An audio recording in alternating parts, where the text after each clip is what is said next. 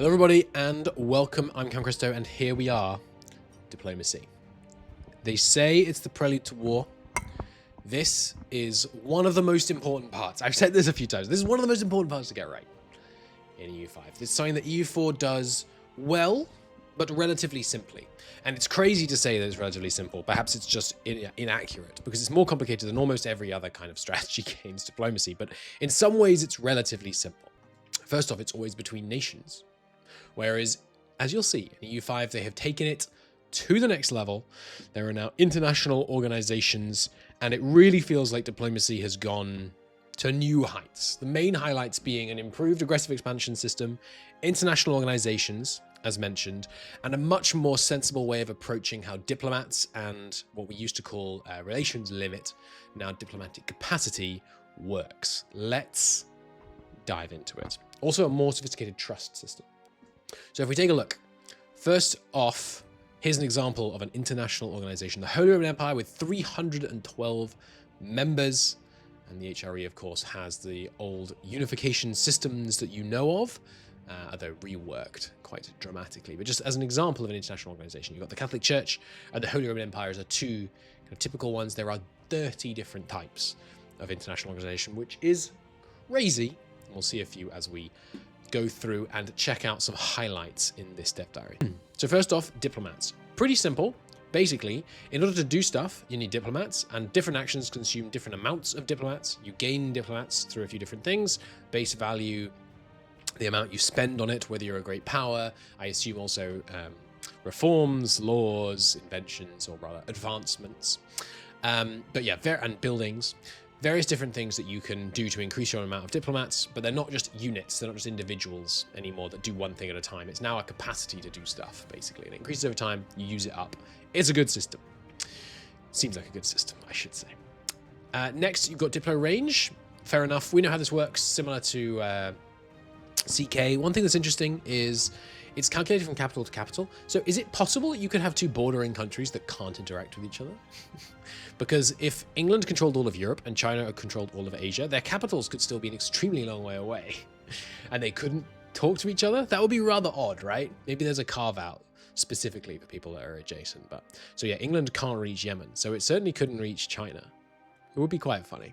And of course, there's advancements which facilitate increasing your diplomatic range. So diplomatic capacity. Now, this is what I was talking about in terms of the relations limit. This is what's replacing relations limit. The size of a nation and the type of relation both affect the amount of relations limit, or rather diplomatic capacity, that it uses up. So Aquitaine's a fiefdom. Fiefdom is quite an expensive subject type. Aquitaine is relatively large, so that's using 0.6, whereas Chester, pretty small, is a vassal, cheaper subject type, 0.16. Makes sense. You can see that being kingdom rank, diplomatic spending, base value, all these things, and the advances, building the embassy building in other nations' capitals. Remember, you can have buildings not in your land. Pretty freaking cool. I assume that reduces the cost of diplomatic capacity of relations with that particular country, but very, very cool.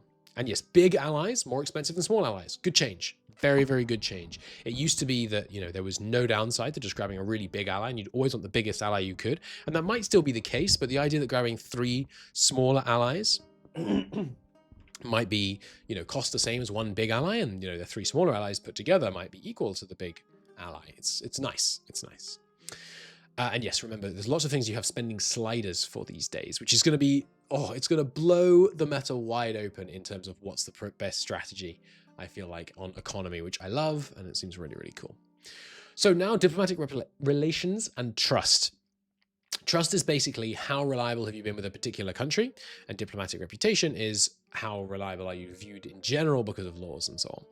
Now, I hope that all of the things that give you diplomatic reputation give you something that ticks towards something that makes you actually sensibly have more diplomatic reputation. Because if you just adopt diplomatic traditions, why are people suddenly just more likely to accept your stuff all the time, even if they trust you less?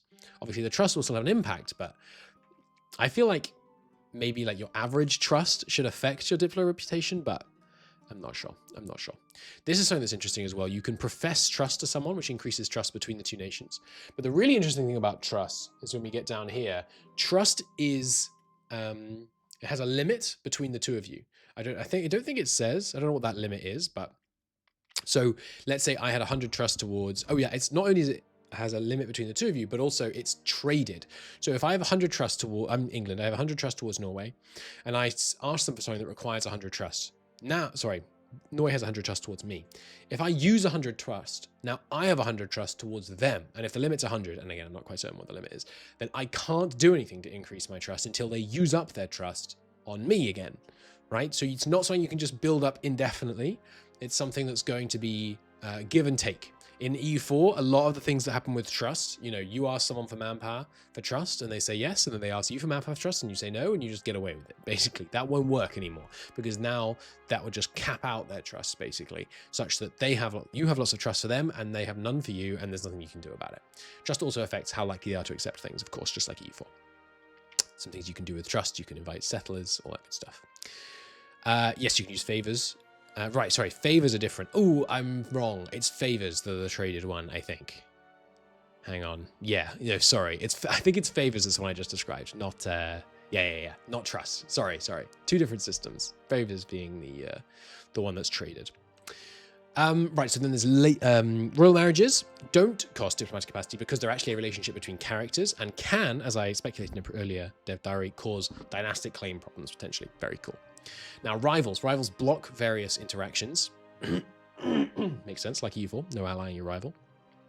Also unlocks the ability to fabricate new kinds of CBs and all that kind of stuff. Very nice. Now, subjects. Here are some subject types. These are the generic subject types, but there's also specialized local ones. Tributaries, they pay you money, you can't annex them. Colonial subjects, they give you trade, they can't annex them. They get bonus population capacity and institution spread. Now, this I don't like. I think you should be allowed to diplomatically annex your colonies, because the whole thing about colonies and control is you're making a choice, right? Here's how I choose to administer this area. I think you should be able to choose to administer an area as a colonial subject and then realize, oh, I made a mistake. Or, oh, I now have much better ability to exert direct control from the capital. Now I want it to be part of my country directly. You can't do that. There might be ways to do it, you know, violently, but you'd have to probably grant them independence and then conquer them, which would be, I mean, that'd be dangerous. Dominions. These are self-governed subjects exclusive for monarchies who have the same religious group and primary culture and kindred culture. So it's designed to represent things like Scotland within the United Kingdom, basically, I think. And they get more efficiency of cabinet. And yeah, outside you have to be in a union, basically. So it's like, yeah, it's like making Scotland a constituent part of the UK. It seems like, of Great Britain, rather. Then there's vassals. Obviously, we know how vassals work. They're pretty typical. Lots of this is the same as EU4. One interesting thing, though, is that when they push for independence, they form a new international organization, which is another clever use of that system. I look forward to seeing how that works. And then there's fiefdoms. Fiefdoms are like vassals, but more loyal and easier to keep loyal. So but they cost more diplo capacity. So we'll have to see just how expensive they are. Yes, so you can diplomatically annex with interact with all your subjects diplomatically. You can see their loyalty and so on. And here's that screen. You can see what military stance you want them to use and all that. This is relatively familiar, of course, to EU floor players. Looking pretty similar. You can see how much money they're giving you, all that good stuff. What are these two numbers? I guess that's their income and that's what they're giving you. Cool. Yes, different unique subjects. So there's the French appendage, the Italian Samantha, the Middle Kingdom Tusi. I'm going to have to learn how to pronounce some new Chinese characters. The only one I know so far is the QU is Chu. Sorry, as in Qing. But I don't know. Well, I'll learn some more ones, probably. Hopefully, over the next little while. 125 subjects. Starting with this great yuan. Pretty crazy. They have subject loyalty, ranging from 0 to 100. It's affected by various things, one of which is this new Liberty Desire. Liberty Desire ranges from -100 to +100, decays monthly towards 0, and various actions change it, like siphoning some income off, gives you 20 Liberty Desire, but obviously gives you some of their cash as well, makes sense. Some subjects you want to annex them. Annexing them takes longer the more cities they have and the more rural settlements they have. Cities take longer to integrate than rural settlements. Makes sense. Having the same primary culture and having higher cultural influence than your subject's cultural tradition makes it easier. Again, reinforcing the idea that building up your culture is really impactful in lots of different elements of the game. So cool. So cool. So then there's CB, and these are, I suppose this shouldn't be surprising based on all the other features. but it's more complicated than EU4. So to get CBs, for example, for a Conquest CB early on, and by early on I mean for the first 400 years of the game, you have to get your parliament on side, right? So loyal estates are going to be really important to being able to declare the wars you want to declare, which is very historical for the UK. I don't know how historical it is for other areas. And you can choose a country to get a dubious claims on province. Casus belli. Belli. It's belly, isn't it? Is it jus in belly? Jus et belli? Yeah. Anyway, so prepare for war parliament action. Obviously, important to get conquest CBs. There's also situations like the Rise of the Turks that you can use to get CBs. And there's lots of other circumstances like using your spy network to get disrupting trade rivals, excommunicated rulers, dealing with piracy, all that kind of good stuff. And then, of course, imperialism we know and love that comes in 1737. So, as I say, 400 years after game start. Antagonism. So I was mistaken in a previous episode. I was talking about antagonism and saying the reduction from language will be because you declare on someone and then someone else with the language gets this stuff. Doesn't look like that is what it means. It actually just means you have a baseline antagonism of people if you have foreign culture groups, foreign language groups, different religious groups, that kind of thing, which is interesting because that might mean that you could get to a point where, because your social values are really different to someone, you could have a coalition forming against you without taking much land, which is really interesting and kind of something you're really going to need to keep track of, basically. Now, one thing it does say, where is it? Here, nations with over 50 antagonism will start and join a coalition against you, and yeah, obviously, taking land causes antagonism, just as you would expect. And I assume that is still modified by proximity, culture, religion, etc. Could be wrong though, maybe that's all bound up into this, but if so, that's incredibly unimpactful. Culture 4 out of 50, very, very unimpactful compared to how it used to be. Right, so yes, over 50 antagonism will form a coalition international organization. Again, nicer way to track it, I think. And if they're stronger than you, they'll declare war. Now, interesting question. Will they form it if they feel that they're weaker? Because in EU4, they wouldn't. If they would, that really changes late game blobbing. Of course, is late game blobbing even a thing? I don't know. We'll find out together.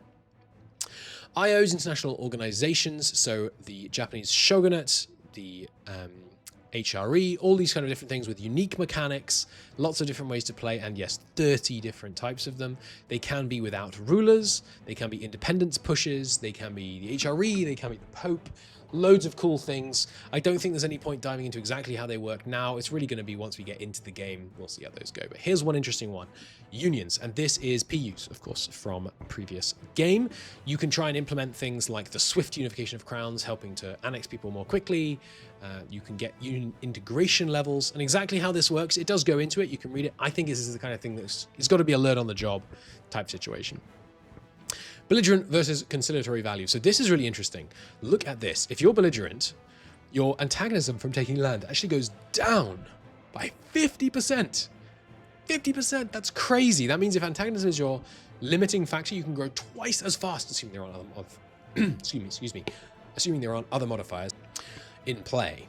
But Diplo Rep -5. Huge, huge impact. Whereas if you're conciliatory, 30% more antagonism from taking land, but 5 Diplo Rep, and more efficiency of your cabinet, and more loyal subjects. So a slower growing conciliatory power is much more viable, I think. It's buffing up, not just max speed blob, which I really like. Giving actual bonuses for not just stacking as many modifiers as you can to reduce aggressive expansion and go, go, go, go, go is interesting. It's really interesting, and I think it will be interesting to see if going conciliatory will be fun.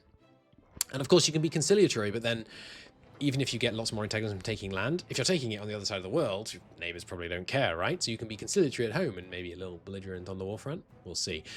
Declaring wars might also shift this. I don't know. Interesting. I don't think it's said anywhere. Yeah. Interesting. Interesting. And yes, as I mentioned in an earlier one, antagonism, aggressive expansion, infamy, and bad boy. Although in the Victoria 2 code, it was called bad boy. And in fact, I think it might even be called bad boy in Victoria 3 code. Anyway, that's diplomacy. Loads of interesting stuff here. How it actually plays, it's going to come down to how the international organizations feel. It's going to come down to how these CBs feel. If they're too difficult, it will be a bit annoying. especially if they're not that challenging but tedious. I don't think they're going to be. I hope they're not, but... And one thing I've wanted to say in some other episodes, and I keep forgetting to say it, is that every element of this game where they've taken something from EU4, they've made it more interesting and more in-depth. Whether they've made it better, it's difficult to say. I hope so. I think so. But we'll obviously need to get our hands on it and properly play with it before we can really say. But I'm very excited. Almost all of these changes, virtually all of the changes, in fact, maybe all of the changes really, seem good. They seem interesting. It seems like we're moving into a new, more interesting world, and I can't wait for you to join me there. Thank you so much for watching. I'll see you in the next one. I don't know if there's going to be more DDs. I think there probably are, in which case I'll cover those, but these are all the ones that are currently released as of today, my time, which is the 15th of October. Thanks for watching. I'll see you in the next one.